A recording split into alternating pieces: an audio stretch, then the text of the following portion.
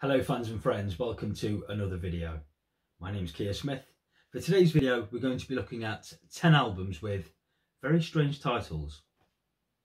I think a weird or wacky album title often signals a point in the artist or band's career that they're about to tread new ground artistically and musically, and I think that's certainly the case for most of the albums that make up my list.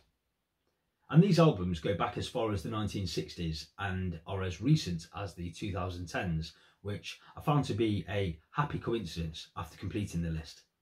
So I'll take you through these 10 albums with their strange titles, and for those who don't know the albums, I'll also cherry pick 3 songs from each album that you might want to add to your playlist.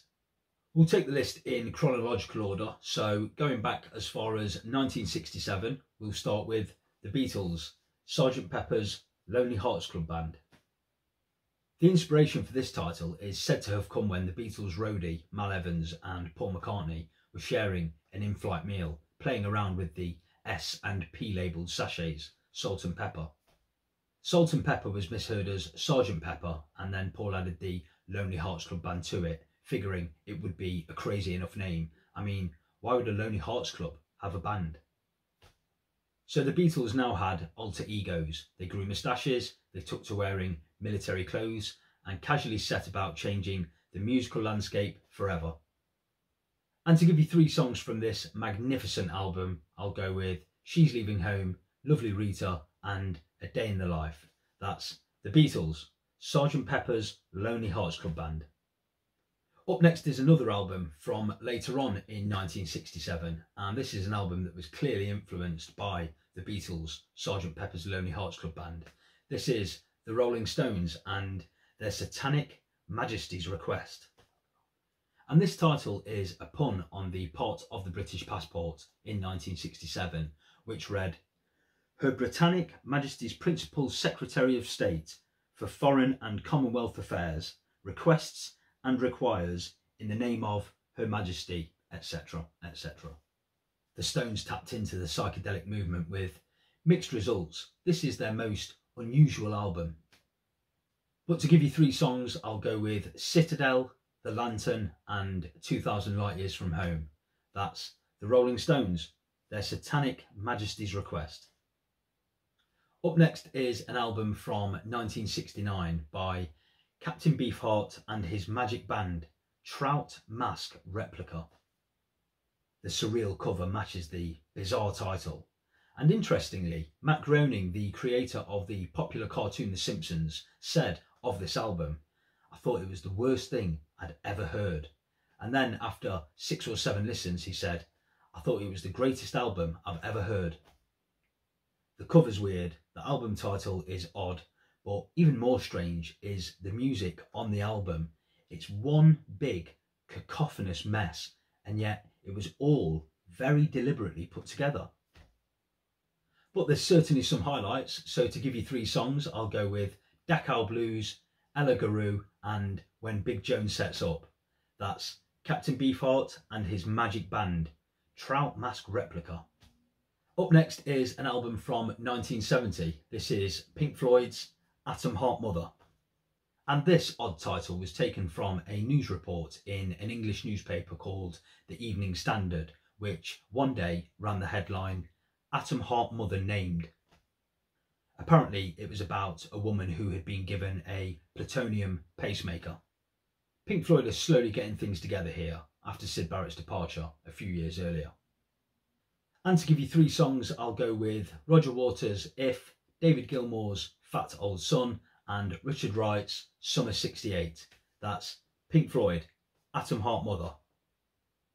Up next is an album from 1972. This is David Bowie, The Rise and Fall of Ziggy Stardust and the Spiders from Mars.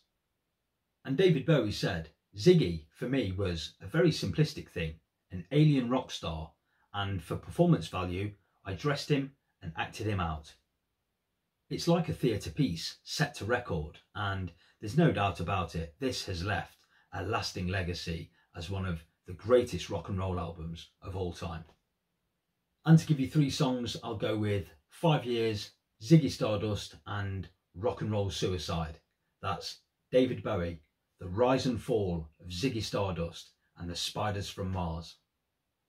Fast forward 10 years to 1982 and we've got Pete Townshend, All the Best Cowboys Have Chinese Eyes. And Pete Townshend explained the album title as referring to the average American hero, somebody like Clint Eastwood or a John Wayne, somebody with eyes like slits. And Townshend also said he should have won a Stupid Title of the Year award. And despite being criticised at the time for its heavy use of synthesizers, I really like this album. And to give you 3 songs, I'll go with Stop Hurting People, Uniforms and Slit Skirts. That's Pete Townshend, All the Best Cowboys Have Chinese Eyes. Up next is an album from 1983. This is Tom Waits, Swordfish Trombones. There's no space between the 2 words, Swordfish Trombones. This was intentional and it marked a stylistic change for Tom Waits.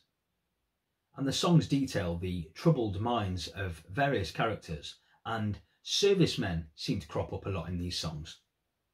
And to give you 3 songs, I'll go with Shore Leave, In the Neighbourhood and Soldiers Things. That's Tom Waits, Swordfish Trombones.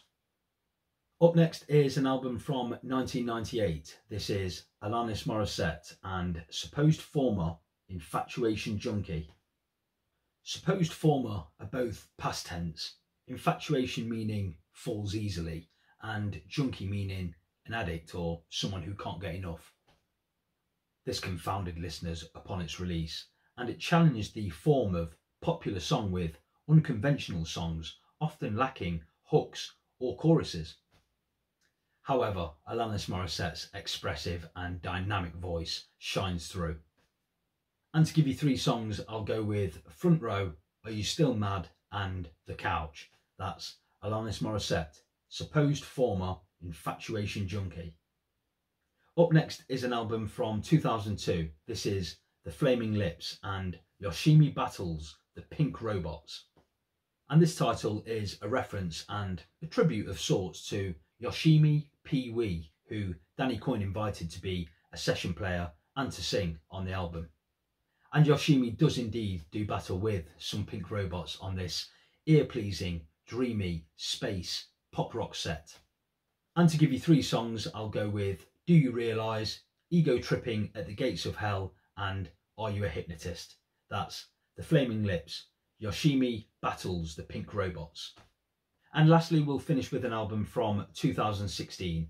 This is the 1975 and the ludicrously titled I Like It When You Sleep, for You Are So Beautiful, Yet So Unaware of It. And the title is very representative of what the album is like. And lead singer Matt Healy said it was bold and unafraid to be sentimental and dramatic, overly romantic, not overly romantic, idealistic. This is a colourful, ambient, 80s pop, indie rock infused album with polished production. I think this is a fantastic album, and to give you only 3 songs, I'll go with A Change of Heart, She's American and Paris. That's the 1975 I Like It When You Sleep, for You Are So Beautiful, Yet So Unaware of It. So there you go, that was my list of 10 albums with brilliant and bonkers titles.